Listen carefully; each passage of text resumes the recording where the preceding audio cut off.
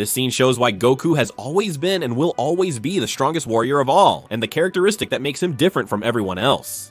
One more thing, something inexplicable that can always be felt every time Goku arrives, and if he shows up with Ultra Instinct, you can be sure it's going to be simply epic. Very few fans will be able to notice a detail in the script that explained the concept of Ultra Instinct more than 50 episodes before it appeared in a dialogue by Wise.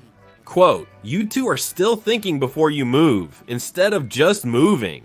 That overthinking is limiting your fighting speed. Messages can travel through your nervous system very fast. When you rely on your thoughts for physical action, you lose precious fighting time. Your ultimate goal should be to master the ability to make every part of your body think and move independently from the other parts. I admit that this is extremely difficult. Not even Lord Beerus, a god, has mastered it. If you can overcome the learning curve, you'll be able to avoid any danger, no matter how severe it may seem," end quote. In the manga, Goku not only recalls this, but comprehends it far better than in the anime. In the anime, everything is very epic. The music, the animation, your expectation of seeing something totally new. But there was practically no explanation. What was that heat from Ultra Instinct? Why did Whis draw attention to it? Why did Azaru scream when Goku was about to strike Jiren? The manga handles everything much better. When Goku is cornered by Jiren, who is about to defeat him, Goku denies that this is his limit, believing there is still a barrier he must overcome. Jiren, confused, questions the barrier. Goku then raises his ki significantly, increasing his power immensely, similar to using Kaioken. The manga shows this being, but unfortunately doesn't specify. He says, "I don't care if this destroys my body in the end, all I need now is pure power." Biff, surprised, says Goku's power skyrocketed and asks what he was doing. Whis theorizes. He says you could say he's getting a power-up, drawing from his reserves for a temporary boost, regardless of the damage it causes. Tenshinhan compares it to the Kaioken, making Kuririn wonder if the technique will still be effective after so long. No one knows Goku better than Kuririn. Goku lands a punch on Jiren's stomach and continues striking him, but it fails to inflict any damage. Whis says that Goku was mistaken, and that wasn't what he needed to overcome. Of course, Whis remembers his line, that line I mentioned to you at the beginning of the video. Jiren says that Goku made the same mistake as Kale. And Whis says that the barrier Goku needs to overcome at this point might be very high, questioning whether Goku will really be able to do what he's about to do. Goku states Jiren's power is limitless. Goku finds himself in a difficult situation, frustrated that his attacks don't bother Jiren. Master Kame, with his wisdom, remarks, "It seems my old apprentice is still inexperienced." Jiren discovers that Master Kame is Goku's master. He asks Goku what strength means to him, with Jiren waiting patiently for the conversation to unfold. "My Super Saiyan Blue form can't keep up with him, so I need some greater power, right?" asks Goku. "Power, did you say? The old and simple fighting strength? Who the hell taught you that? ve-JEE-ta? Frieza?" Goku is surprised. Master Roshi continues, "No, that's not the way to ask for things. We don't master martial arts to win fights, but to master ourselves. Until you understand that you shouldn't cling to the enemy's fighting power, you'll still be as immature as you were the day we met. Remember all the masters you've had on your journey, what they taught you, and this is when a key scene comes." We see Goku remembering absolutely all of his masters. First, his training with Mr. Popo and Kami-sama, where Mr. Popo says, "Be calm like the sky and fast as lightning." Just like Ultra Instinct, Master Karen, you have too much unnecessary movement causing you to run out of breath quickly. And even Lord Kaio wants to be the best in the universe, so you must train not only your body but your spirit as well. Goku realizes he needed more than just brute strength. Whis and Master Roshi become Goku's most important masters. Whis advises to let each body part act independently, not controlled by the mind. After reflecting, Master Roshi says, "Goku, did you eat well? Did you rest well? Did you have fun? Did you learn well?" Goku replies, Well, I can't say about learning well, but..." Then Master Roshi says, "Haha, the last lesson of the Turtle School then. How to move well." Then Master Roshi simply goes up to Jiren. Jiren attempts to strike Master Roshi, but he effortlessly evades the attack. Jiren is surprised by Master Roshi's counterattack, which he blocks. Then Jiren throws a few punches at Master Roshi, but Master Roshi simply manages to dodge them all. That's really impressive. When I put him on the list of the 20 strongest in Universe 7, many questioned it, but they hadn't seen this. I'll even leave the video at the end so you can watch it. It's a really good video, one of the best on the channel for sure. Goku is surprised. Beerus is totally surprised too, he says. And Whis, those movements, they are... And Whis replies, a great resemblance. Yes, of course. You already know what they're talking about. So Master Roshi starts to take a bit of a beating. Even though he's dodging, he still gets grazed by a few hits. Whis says, although similar, it's still very far from that technique. Whis replies, I thought about that. There's no way that old fool could master it. Whis replies, still, with his age came great wisdom, and there's a similar principle. Goku asks how he was moving like that. Master Kami, frustrated, tells Goku to look inside his heart to find the answer, saying he talked a lot, but it wasn't enough.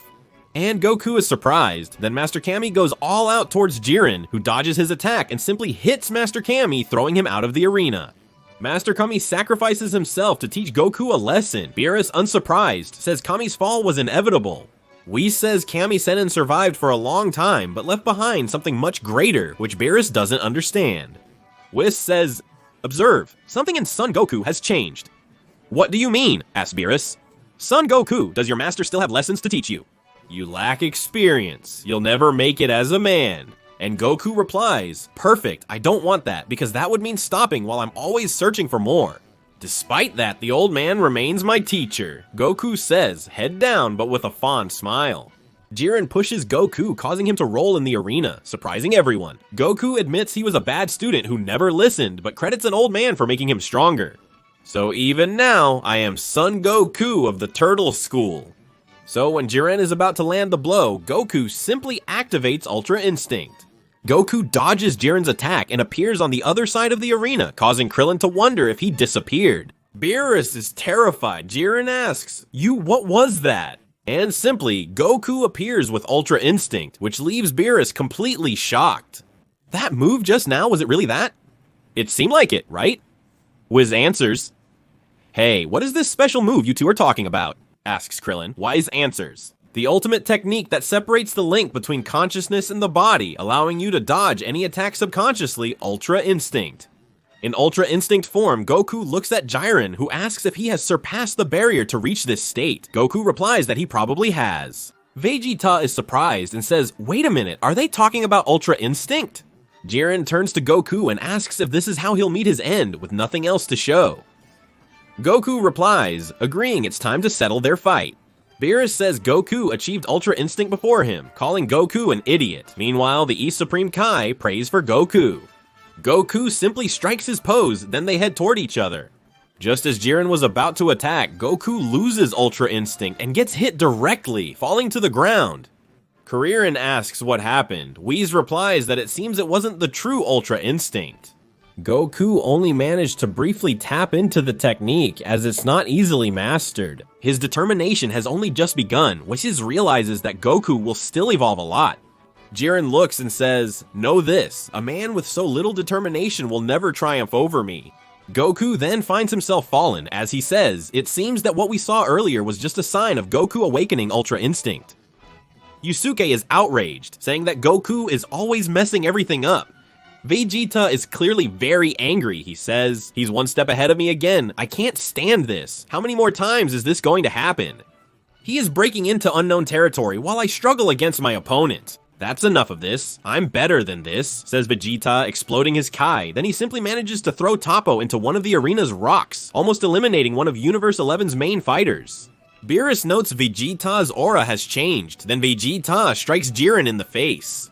Everyone is surprised. Then ve-JEE-ta keeps attacking Jiren with all his strength, and the fight looks interesting.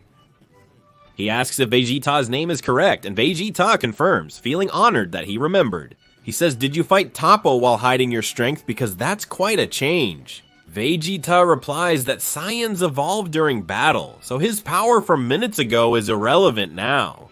Jiren asks if ve-JEE-ta was trying to acquire Ultra Instinct, the same power as Goku.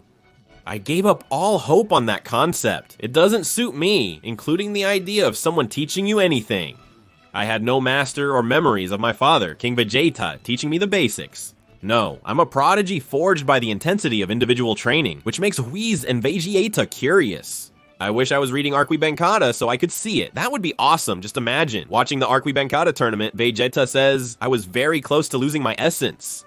I aim to be the best in my own way. Kakarot can keep Ultra Instinct for himself. I don't care. So he goes towards Jiren, attacking him, but Jiren is able to attack and defend much more easily. Which explains that ve-JEE-ta intends to evolve using his own style, and could this be the right path? Spross continues discussing how ve-JEE-ta attained Ultra Ego, noting it's intriguing that he remained committed to this path. To be clearer, his style wouldn't naturally lead him to Ultra Instinct. He's right, it doesn't suit him. I believe that's when the split between Goku and ve-JEE-ta's masters officially began, although it was always present beneath the surface.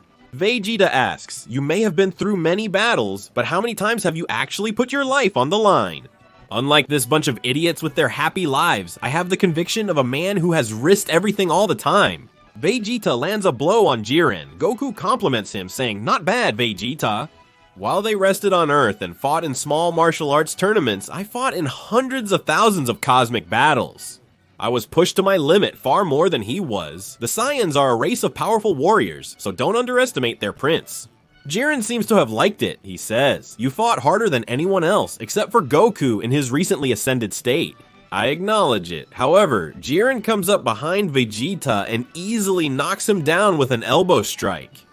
He says, don't even think for a second that you can defeat me. Then ve-JEE-ta comes back, but Jiren is simply able to counter any of ve-JEE-ta's attacks with great ease, until ve-JEE-ta starts taking a serious beating. As ve-JEE-ta continues fighting despite taking heavy blows, Jiren looks at him and says, answering your previous question, I put my life on the line in every battle I fight. So, not even 1% of my actions have been wasted. It doesn't matter how weak my opponent is, that's how my master taught me. Go-Kuu inquires about Jiren's master. More details about Jiren's master are revealed later. Which states that ve-JEE-ta's present power is insufficient to beat Jiren. Then Toppo says that in the end he had to rely on Jiren and that this was very frustrating for him. Frieza says that's pathetic, and then the fight between Frieza and Toppo begins. Goku then uses instant transmission to save ve-JEE-ta, making a strategic retreat. Well, Jiren doesn't really care and just shows up to fight Android 17 and Frieza. The Jiren in the manga shows even greater superiority than in the anime. His attitude, the way he defeats his enemies, and everything else. Then the chapter goes on. Jiren keeps beating everyone up, and if you want to see the next fight between Ultra Instinct Goku and Jiren.